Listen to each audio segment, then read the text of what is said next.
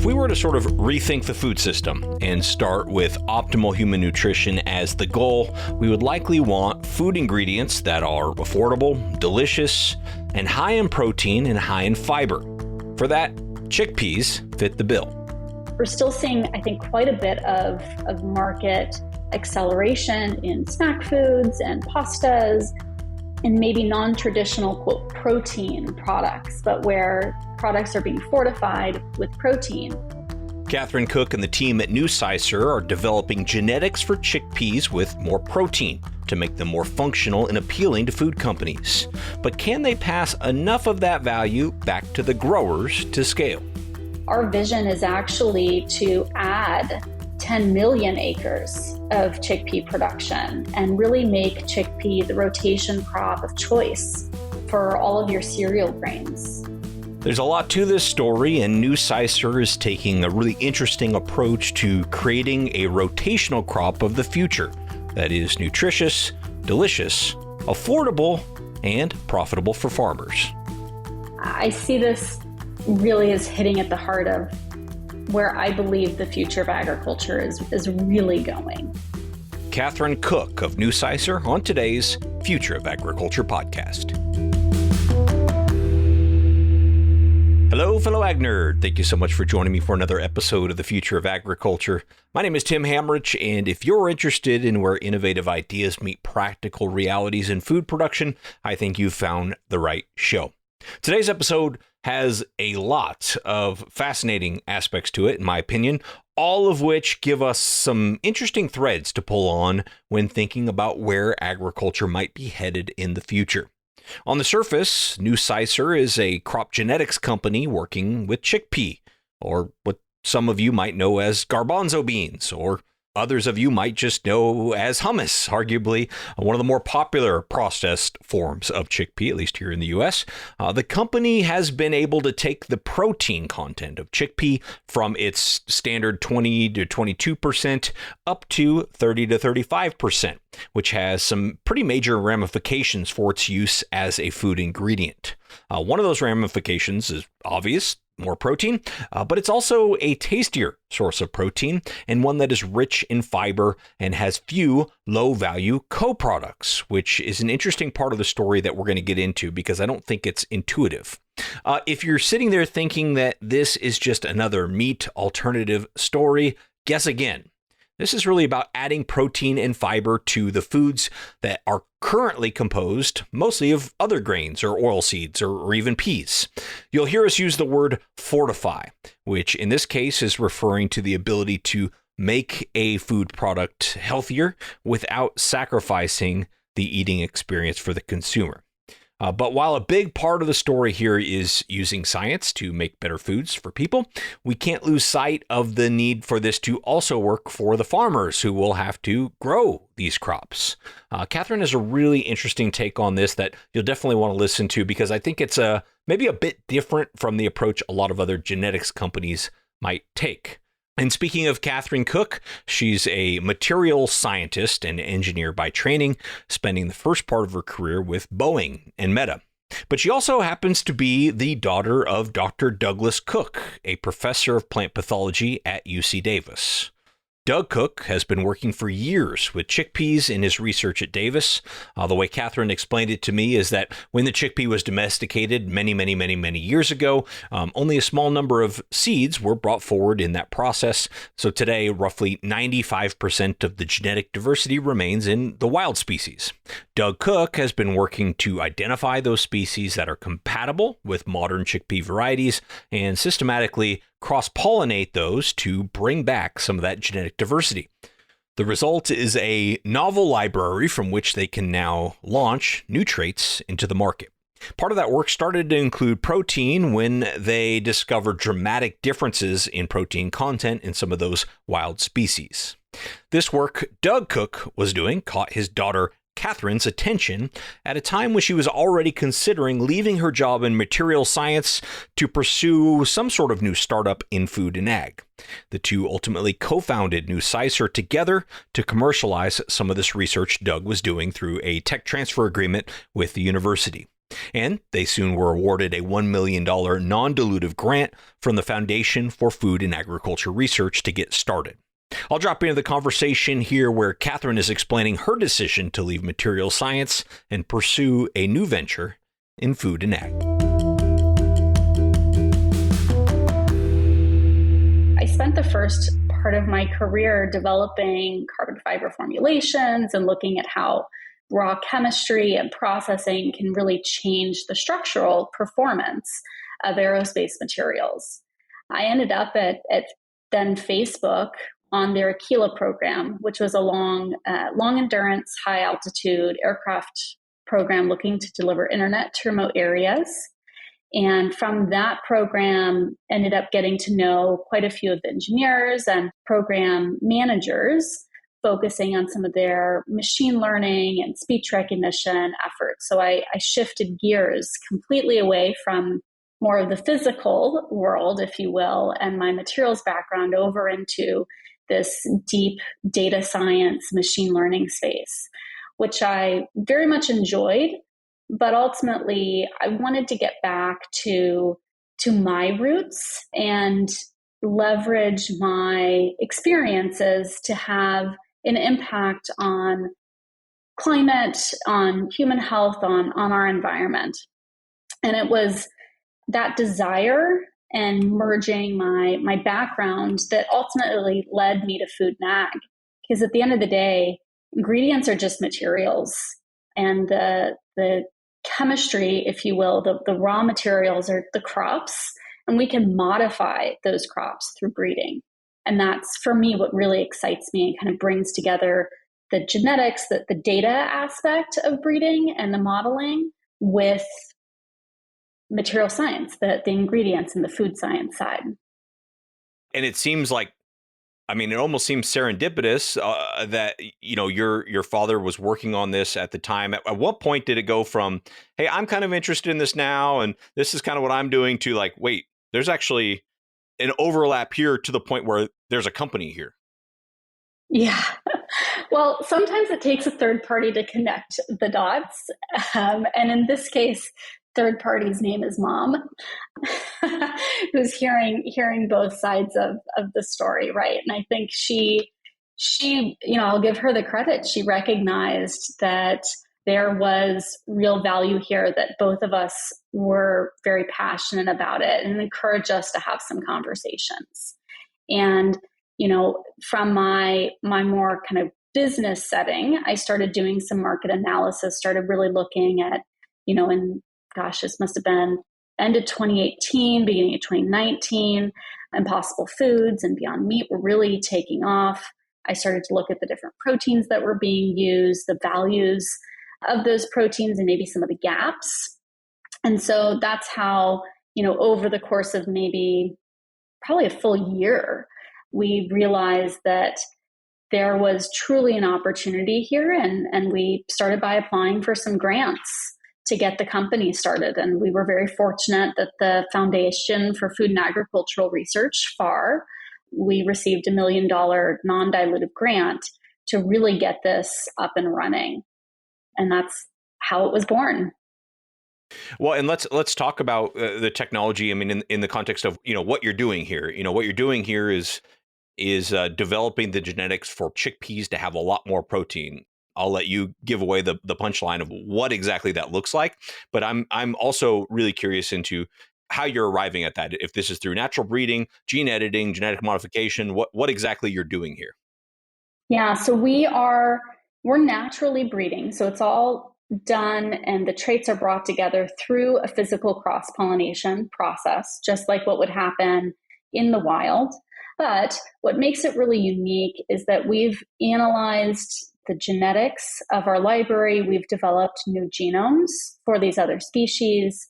We've developed models that identify the regions in the genome that control some of these really key traits, protein being a complex trait, as well as a number of other traits that support grower value and support ingredient value further downstream.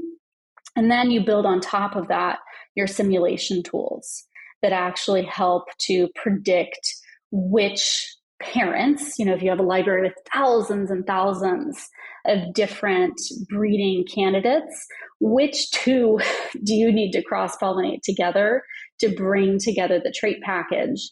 And potentially it may be a multi-step crossing process where you bring together two parents and then you do additional crosses in the process. So it really helps support essentially a very optimized and high throughput, much faster, but still natural plant-based breeding process. You're kind of getting to the heart of what we want to share here today, or what we want to talk about, which is, you mentioned kind of producer value and then ingredient value. And I think this is going to be a big conversation as we see the results of genetic tools, genetic technology. I know you said you're using natural breeding, but just in general, as we get better at this, especially at breeding for the characteristics we want as consumers, traditionally that value chain looks like genetics get developed, producer decides what genetics they want to plant based on what's best for them, which historically has been yield, right? Or resistance to certain pests and diseases. And then they sell on the other side, what they have to sell in their harvest. And so what I want to attack here with you today, and it's a big question I know, is how do we create consumer benefits in our genetics, but still fit into kind of the agricultural supply chain? Yeah, Tim, I see this really as hitting at the heart of where I believe the future of agriculture is really going. At the end of the day, we're producing food for end consumers, whether that's going directly into markets as vegetables, whether that's going into further processing as flours or purified proteins or other ingredients, and then being blended back together in formulations and ultimately making it to the grocery aisle where we as consumers are making decisions on what to buy. But today, that food and ag system is fragmented. As you said, the breeders and a lot of the genetic improvements are focusing on yield. They're focusing on disease tolerance. They're focusing on plant architecture and really optimizing for grower profitability. But what that's doing is actually really squeezing the grower and really trying to drive cost efficiency from the food side all the way downstream. But what we're doing at NuCicer is essentially looking across both food and ag and saying, what value can we bring to food formulators? What value can we bring to their products? Whether that's by helping to reduce the number of ingredients, by making a more functional ingredient, by changing the nutritional profile, let's say. I mean, we're working in chickpea, you can do this in other crops, but increasing protein in chickpea to help remove a purified protein, or maybe making that protein cheaper because we're actually increasing the protein in the starting raw material. As we identify and we actually breed for those value creation levers downstream, that's where then we have an opportunity and a responsibility to essentially redistribute that value back through the supply chain all the way back to the grower. And when you create selection indices, when you actually can quantify the value of all of the different traits that you're breeding for across the whole system, you can actually maximize value beyond the value you would have created just in an incremental yield improvement. And so you now have more value to share back with everyone. It's a different way of thinking, and it requires a lot of conversations with different stakeholders. It also requires a shift in mindset at the ingredients level. And I do believe that starting in chickpea is actually a benefit to us. If we'd gone after and tried to do this, let's say, in corn or wheat or rice or even soy, one of the really massive commodity crops where the supply chain is truly fully optimized and truly resistant against any minor changes because it messes up with that efficiency that they've worked so hard for. But by working in chickpea, there's so many opportunities for us to make improvements where people are really looking and maybe a little bit more agile for change. Makes a lot of sense. And I have, in the last 18 months, been somewhat skeptical of a lot of the claims out there of nutrient density, because it seems like people are trying to attach it to, like, here's the way I farm, so obviously you're getting more nutrient dense food. And it's like, that doesn't make any sense to me. But in your case, you're actually proving a more nutrient dense chickpea in the fact that you're bringing it from 20-ish% protein to possibly up to, 35% protein. So, there's no denying the nutrient density there. Expand on what you were just saying about, because chickpea isn't one of these massive crops with really, really, really efficient supply chains. It sounds like what you're saying is you could take that to an ingredient manufacturer and say, like, here, look, how can we trial this, or how can we get started with this, and so that the value actually is shared. Is that right? It is. It is. And one, maybe the simplest example that I can give is if you look at, let's say, wheat silos, without giving exact numbers because I don't have them off the top of my head, but a wheat silo is massive. I mean, I went up and toured a wheat processing facility. We went up 12 floors, and I mean, it's just huge, right? You can see it from miles and miles away.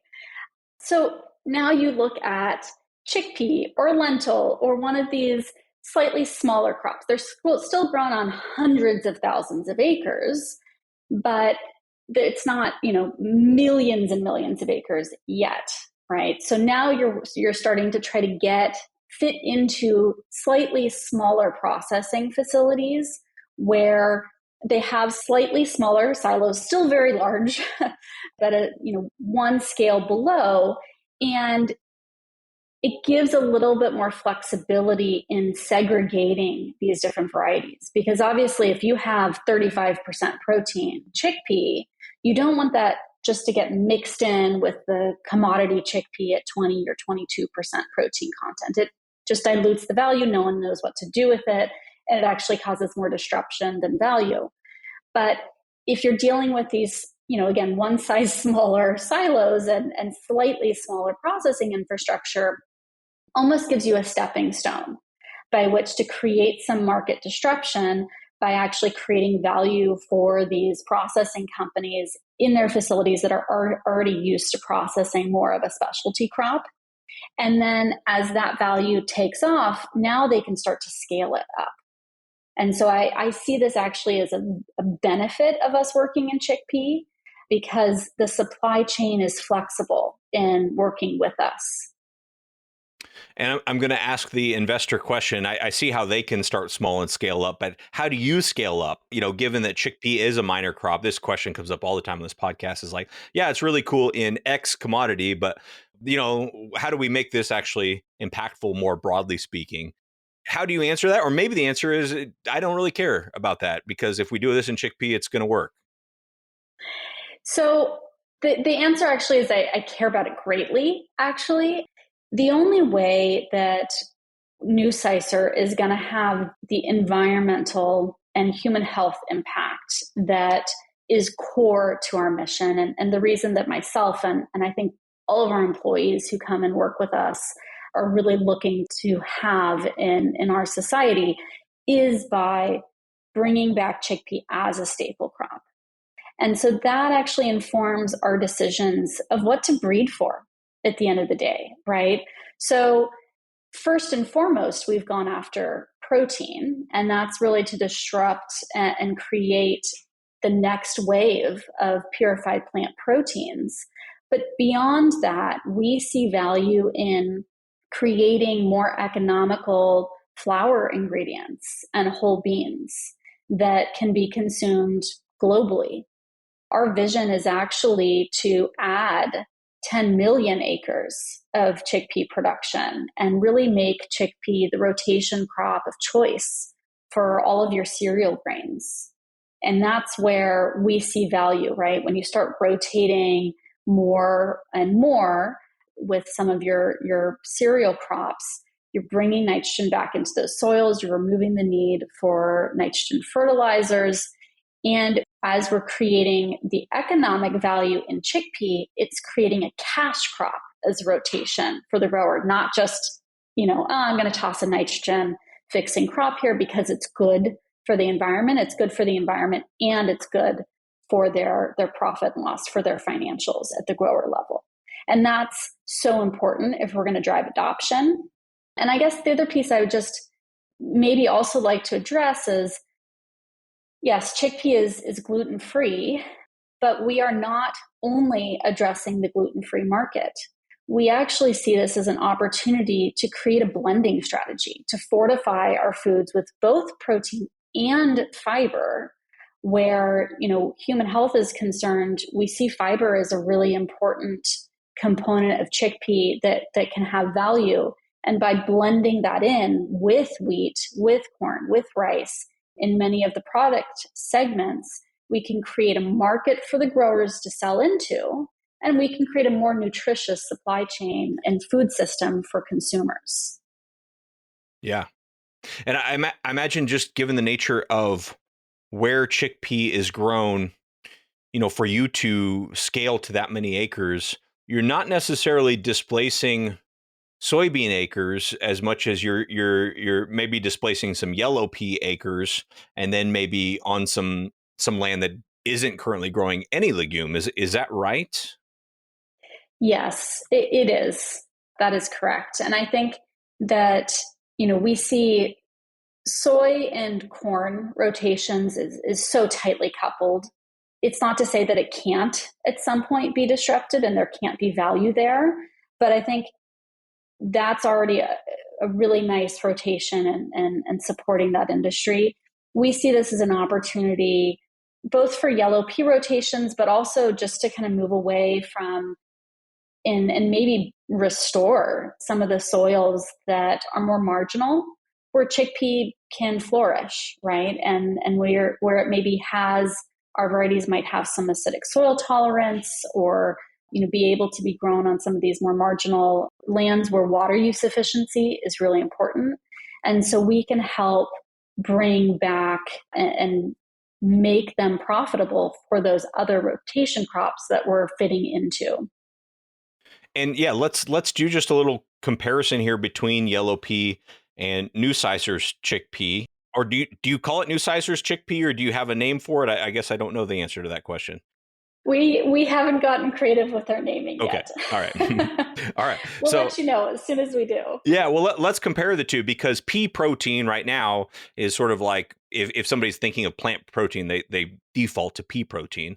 And so maybe compare what this might look like between chickpea and pea, and help us understand where the opportunity is here. Yeah.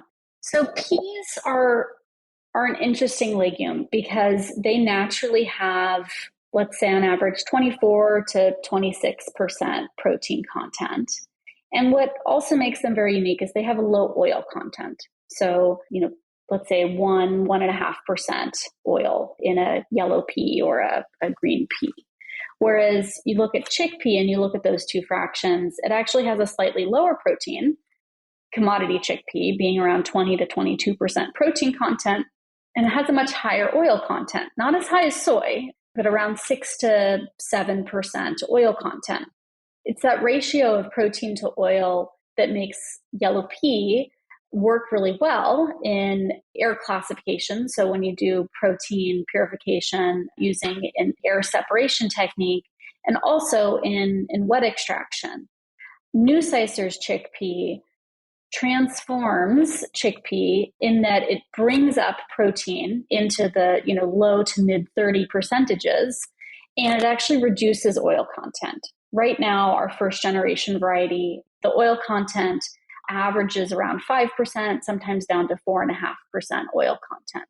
But it's the fact that now the protein to oil ratio, we're stepping towards where yellow pea is. And that opens up processing capabilities and efficiencies without the need to defat your chickpea, and also gives you access to a higher value co-product. So when you think about pea, you take the protein out, right? Or you think about soy, you take the protein out.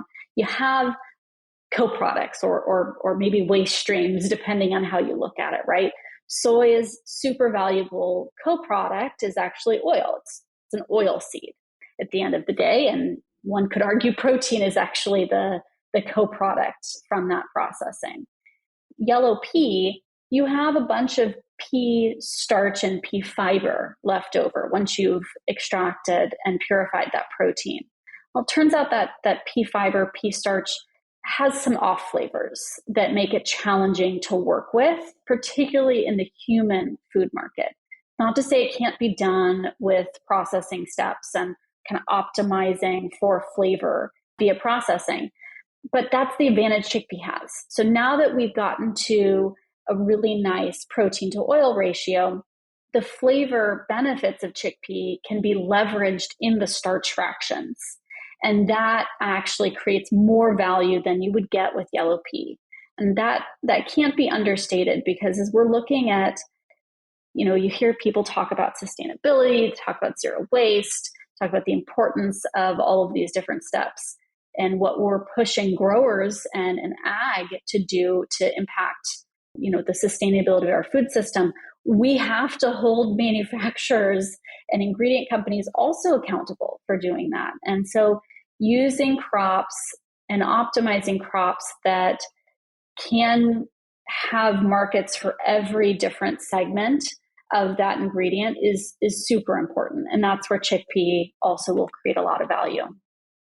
And is there currently a chickpea protein ingredient product on the market, or is it? I know you kind of gave the case of why there wouldn't be, because of lower protein, et cetera, before what you're working on. But is there anything that exists that say, okay, we're already starting to do this on a small scale, just wait till the NuCicer chickpea hits the market and it's really going to ramp up? There are, and I'm really excited about the progress many of these companies have made.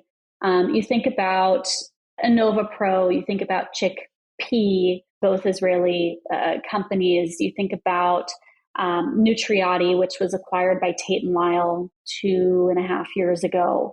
These three companies I really see as having been the pioneers of chickpea protein. And they've helped pave the way and an understanding for food formulators on what functional benefits chickpea actually brings to consumer products. And what I see is our technology actually helping further enable the adoption of chickpea protein by help reducing the cost of production and increasing scalability of these ingredients. So I see them very much as complementary technologies. And I'm really excited to see and help support the industry in using more chickpea protein. And I know this is probably beyond the scope of what keeps you up at night at NuCicer, but I'm sure you've thought about this. Like, the consumer differentiation for chickpea seems really difficult to me. We already got this plant-based protein, pea protein. Now it sounds like pea, but it's not pea. From a communication standpoint, I'm like, oh man, how does that story get told in a way that anyone can care about? How do you think about that? Well, I can tell you that I've participated in several taste tests, putting chickpea protein head to head with pea and soy. In particular, putting protein that's been made from NuCicer's high protein variety that actually has even more mild flavor than commodity chickpea. And as putting my consumer hat on, flavor is extremely important. And at the end of the day, if we can provide a better tasting product that has fewer additives, so fewer flavor masking agents, fewer emulsifiers or gelation, additives that are in there to help with some of the texture, but get there with just a really nice, economical, and great tasting chickpea protein, that's going to have value not just for the food companies, but for the consumer. And, at the end of the day, I absolutely make my decisions when I'm buying for my family in the grocery store based on taste and then economics. And I think that's important for all of us to keep in mind across the industry. So that's going to be the differentiator is once you get people to taste it, they're going to understand that there is a difference. Huge difference. Yep. I mean, it's you would know instantly which one is made from a pea or a soy versus a chickpea. Yeah. And this brings up something that recently talked to Nicole at Purus about as well, which is I think people get in their mind like that plant-based meat is plant-based protein, and there's a whole lot more to it, right? Of where this can go. You think, oh well, boy, oh, yeah, plant-based protein had its day and now it's gone, but there's still a very strong market and growing market for plant-based protein in general. Can you talk about that? That market. Maybe the Beyond Meats, et cetera, they come back into full force and even stronger than ever. Maybe they don't, but the plant-based protein market is bigger than that, right? Oh, completely, completely. Yeah.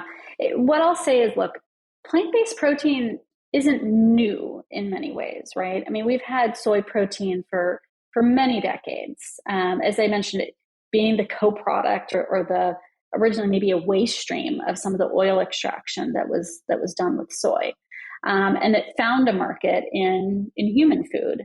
So plant-based protein has been around for quite some time. I think if you look at market trends, there was an initial adoption of soy proteins that kind of tapered off at a really nice level for the soy industry. Then with a lot of the pea technology and Purus, you mentioned, Purus really did lead the charge in some of those major innovations in pea protein, as well as, other companies that were working on, better extraction techniques and scale. And that really led to, in my mind, the second wave of plant-based proteins in, the mid 2010s. Now that's also tapered off, right? We're seeing maybe some pullback in the market for plant-based meats.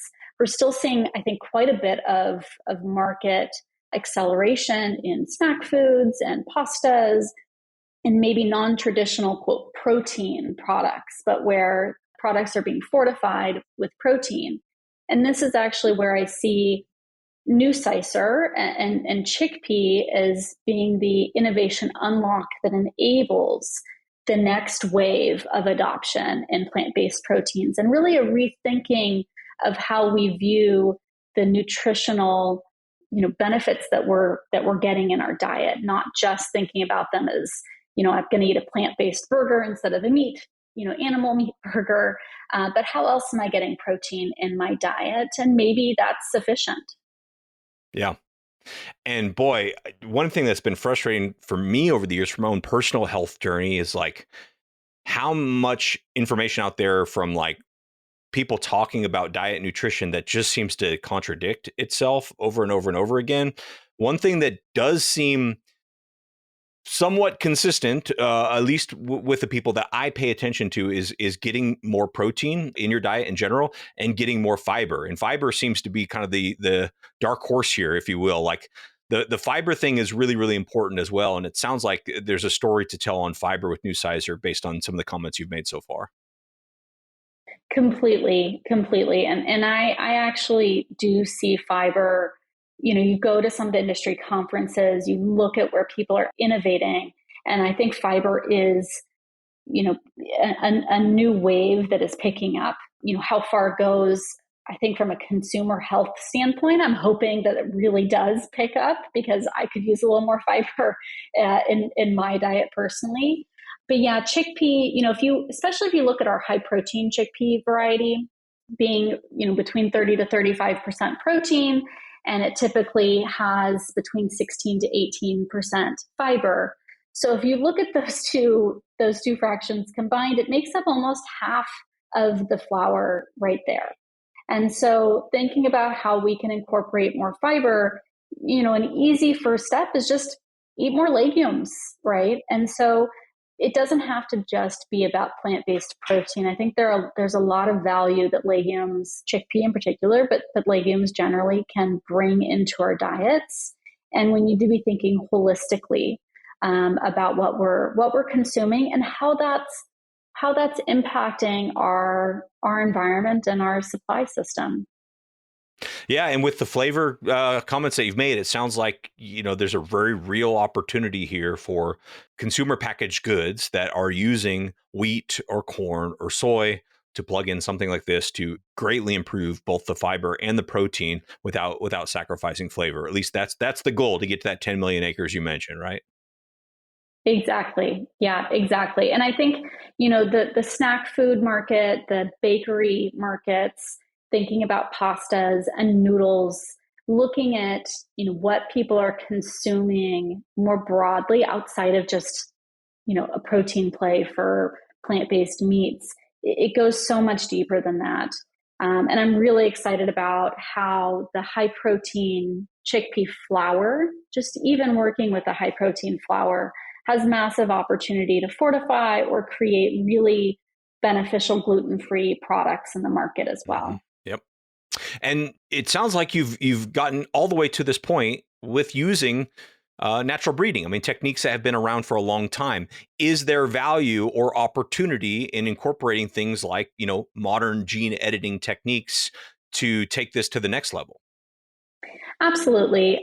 Yes. I mean, ultimately, I think that it's about using the right tool in our toolbox for the right application.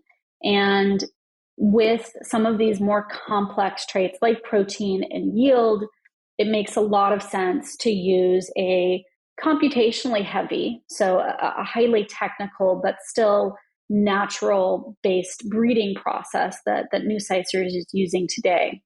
But I do see longer term there being opportunities, to work with some of these other cutting edge technologies that people are developing. One thing that, because I didn't grow up in food and ag, right? I if you will, I started my career outside of food and ag. One thing that I didn't realize when I founded NuCicer originally was that, if gene editing or gene modification was approved in the marketplace tomorrow, it's not that all crops would start shifting over, right? There's a lot of technology that still needs to be developed for these crops before they can really embrace it. And that's actually true for chickpea as well. Transformation techniques, technology needs to be built at some point if people want the opportunity to use these more modern breeding technologies and tools. So I think there really is, a place for each of these technologies. Right now, NuCicer is purely focused on more of a natural but still computational heavy breeding program that's working to our advantage in the market. But I'm very much, and I think we very much support all the innovation people are doing in these spaces, because we need every tool that we can get to turn the environmental impact that our food system is having into a positive for the future of humanity, frankly. Very cool. I mean, I know we're getting close to the end here, and I have more questions than we'll have time for, which is usually a sign that I've really enjoyed the interview, which is definitely true here. But to squeeze in a couple more, if I'm a farmer and I'm hearing this, I'm like, okay, much higher protein in chickpeas. I already grow chickpeas, or I want to grow chickpeas. I think my first question is going to be to my local chickpea buyer and saying, how much more money are you going to give me for higher protein? I think that's probably natural to wonder or to assume. This gets back to our conversation earlier about, like, all right, where are the incentives in the system, and how do we think about this systemically? Because if there's more protein in chickpea, there's going to be more buyers. How do you answer that if you get that question? Yeah, so I think first and foremost, the important piece with our first generation variety is that we've increased protein without sacrificing on yield. And that's important as we are building the downstream market and working with processors to drive adoption of the higher protein content and take advantage of that. So I think that's the first really important piece, is that we can't sacrifice the economics at the grower level with that protein. The other piece is that we have made significant progress in understanding, quantifying, and negotiating the value of the protein that we're bringing into the ingredients marketplace. It's not just as simple as, when you purify protein, you need fewer pounds of input material when you start with more protein, right? It's more complicated than that. It's, how many liters of water are you saving in processing? What's the ratio of the co-product, and what's the market of the co-product? What's the value of that? Are you replacing multiple ingredients in your formulation with a single ingredient, helping to bring down complexity, minimize labels, and maybe even reduce some costs for formulation. So it's one of the reasons that while we breed, and we are in many ways a breeding technology company, we are getting our hands dirty, if you will, with downstream players, working to understand their challenges. How do we create value? And having those conversations as we're bringing these new traits into the market. How do we share that back with the grower? So that's really where we're starting. And I think the conversations we're having are going to help with that narrative. Well, I understand that this past year you were on somewhere around 1,000 acres, having farmers try this out. What's that look like next year? And if somebody's listening either on the farmer side or on the purchaser processor side, and they're like, hey, well, how do we get in on this? We want to test it out for us. What does that look like for next year? Yeah. So next year we're working to scale up. We're probably going to scale up at least 5x. We're limited by the fact that we are working in ag. And so, how quickly we can scale up volumes is limited by just the capacity of the plants to produce. And the fact that we are currently selling ingredients. So we're scaling seed production and ingredient production in parallel. But we are looking to scale next year. We are actively looking for new partners and expanding our partnerships in the supply chain, because as I mentioned at the very beginning, and I'll just say again here, our model, NuCicer's model, is not to go at it alone. It's to partner, it's to work with other companies and to create value for both parties. And, I would welcome any reach outs to talk about opportunities that we could work together, whether it's, at the grower level, at the processing level, at the extraction level, or at the food formulation level, where we can talk about, how higher protein chickpeas or other traits that you're looking for that we might be breeding for already in our next generation pipeline can create value for your products. All right. Well, that is where I'm going to wrap up today's episode. I really enjoyed that conversation with Kathryn. Thank you very much to Kathryn Cook for being on the show. A lot of interesting aspects to this story. For those of you out there who are familiar with growing chickpeas, I know one question that we didn't get to was more on the agronomic side of how can we make sure we're boosting yield and dealing with disease problems like ascochyta and other issues that plague these crops. We didn't get to that, obviously, in today's episode. We focused more on the consumer side, but certainly some fodder for follow-up with Kathryn.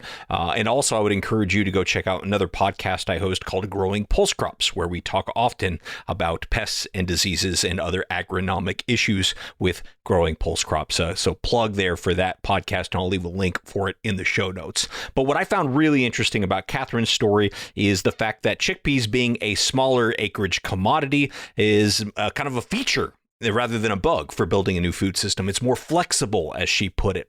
Also, the sustainability story with being able to use higher value co-products and fewer sort of like waste byproducts through this process with chickpea. And then, of course, I really enjoy the stuff about fortifying things with protein and fiber, because those are two things that I personally am looking to add more of to my diet and looking for ways to do that. And that tastes good, right? We all want things that are satiating and delicious. And so I found that part interesting. I also find myself thinking more about this concept of a genetics company that can expand the overall demand for the commodity. So instead of just focusing on how do we make things cheaper and more efficient and more productive, how can we also make them better so there's more demand for them, and what that could do to the farm economics. It's less straightforward, but a very interesting concept to me. Anyway, this episode has my wheels turning. I hope it does for you too. You can learn more about them at their website, NuCicer.com, NuCicer. And some of you might know that Cicer refers to the genus in which chickpeas reside. If you knew that, bonus points for you. Anyway, that's it for today. Thanks so much for listening. I'll be back next week with another story of ag innovation.